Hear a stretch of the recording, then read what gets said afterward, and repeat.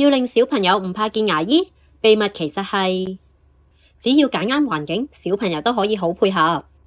今次帶囡囡去羅湖自有光兒童牙科處理滯留嘅乳齒，經驗真係太好啦！加上呢度嘅醫生超明白小朋友嘅心理，講一次示範一次，再讓小朋友準備好先開始，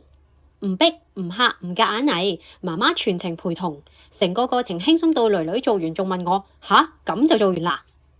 及早處理雙排牙，等恆齒有位生返正。只要發現乳齒喐極都唔甩，見到第二排牙肉紅腫，呢啲情況就建議去照返張免費嘅 X 光啦。